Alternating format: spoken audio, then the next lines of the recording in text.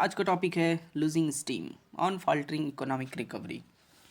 ये जो टॉपिक है ये बता रहा है जो इकोनॉमिक रिकवरी था, मतलब जिस स्पीड से बढ़ रहा था वो कहीं ना कहीं अपना स्टीम को, मतलब अपना तेज़ी को खोता दिख रहा है। ठीक है, तो आइए देखते हैं क्या है topic. The latest national income estimates for 21-22 released by the NSO have pared growth hopes from 9.2% to 8.9%।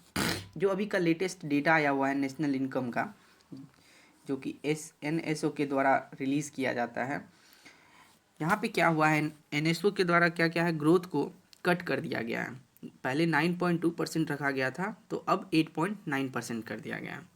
Compare to the 6.6 contraction in 2021, अगर कंपेयर किया जाए 2021 से तो ये 6.6% का कॉन्ट्रैक्शन रहा है। जीडीपी की बात करें, जीडीपी ग्रोथ जो अक्टूबर दिसंबर क्वार्टर का होता है उसमें पेज किया गया है, मतलब रखा गया है 5.4% compare to the 0.7% recorded in the same quarter of 2020। अगर हम 2020 की Q3 की बात करें तो उसमें भी 0.7% का रिकॉर्ड देखा गया था।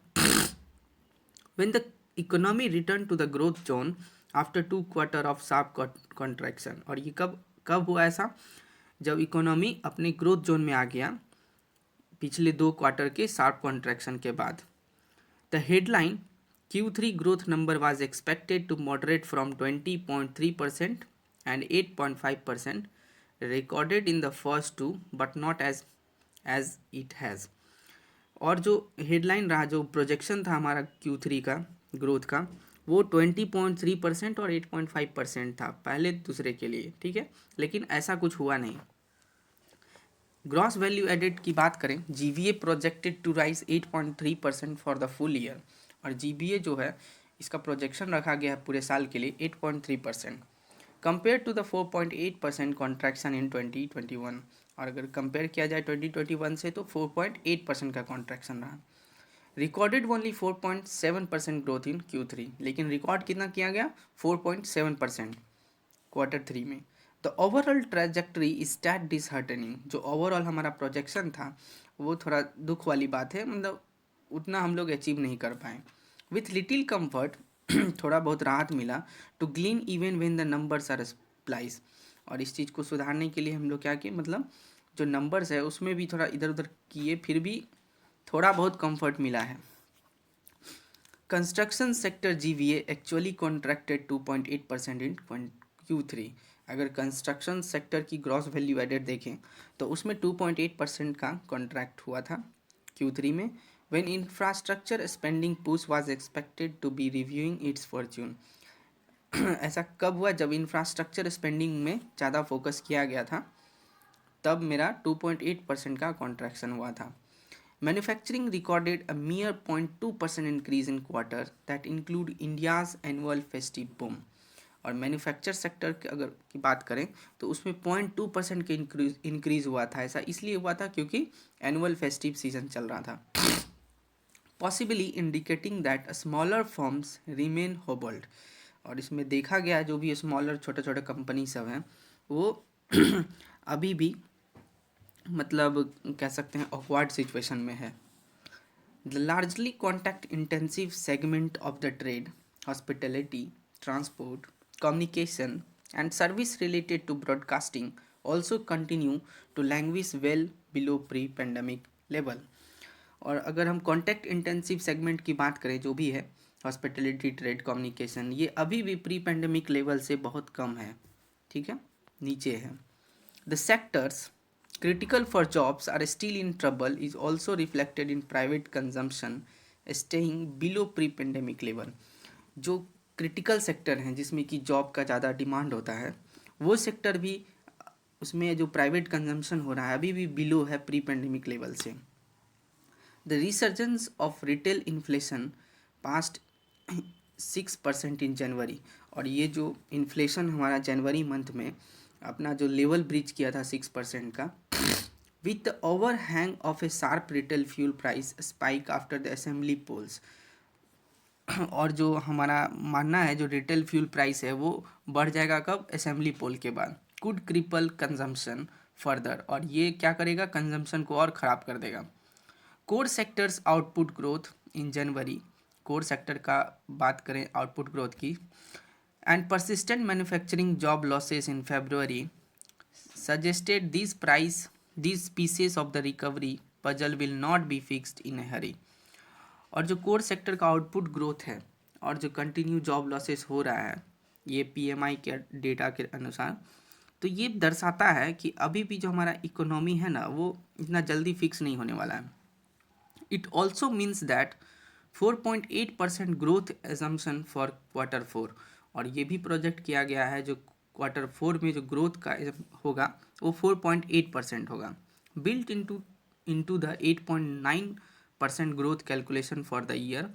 और जो ओवरऑल ईयर का जो ग्रोथ प्रोजेक्ट किया गया है वो 8.9%, मे बी टू ऑप्टिमिस्टिक, और ये क्या हो सकता है ज़्यादा मतलब हम लोग सोच लिए, मतलब पॉजिटिव सोच लिए, लेकिन ऐसा होने की संभावना कम ही दिख रहा है।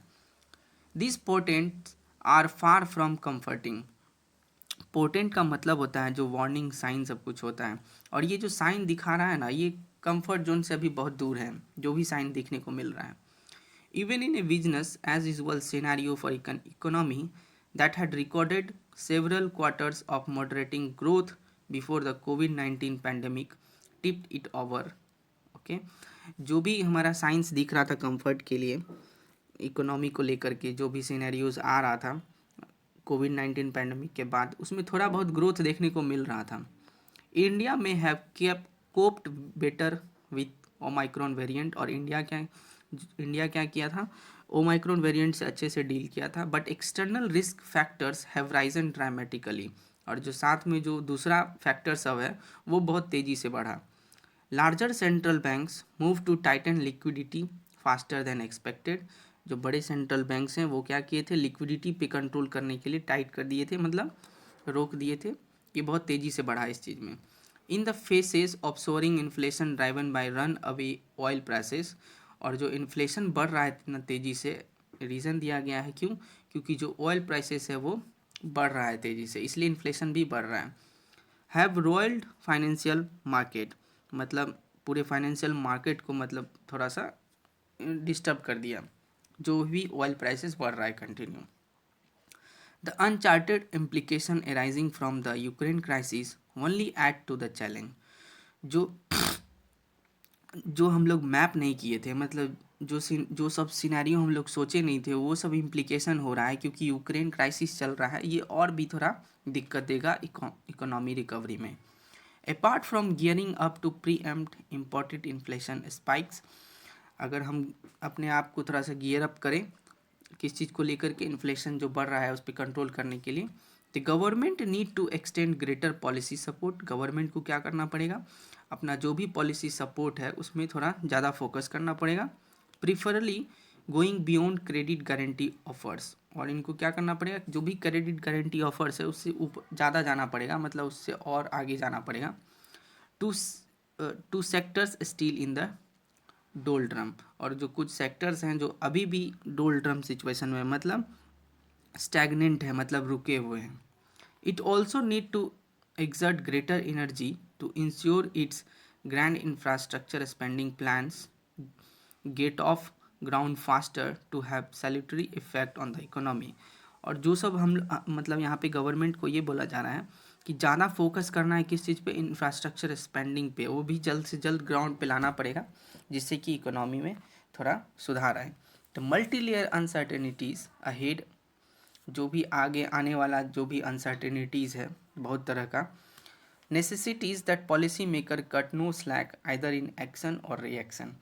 तो यहाँ पे पॉलिसी मेकर को क्या करना पड़ेगा, मतलब अपने आप को लूज़ नहीं करना पड़ेगा, मतलब अपने आप को मतलब डील करने के लिए रेडी रहना पड़ेगा, चाहे वो एक्शन हो चाहे रिएक्शन हो। ओवरऑल पैसेज यही था, वर्ड आपको डिस्क्रिप्शन बॉक्स में मिल जाएगा। Thank you.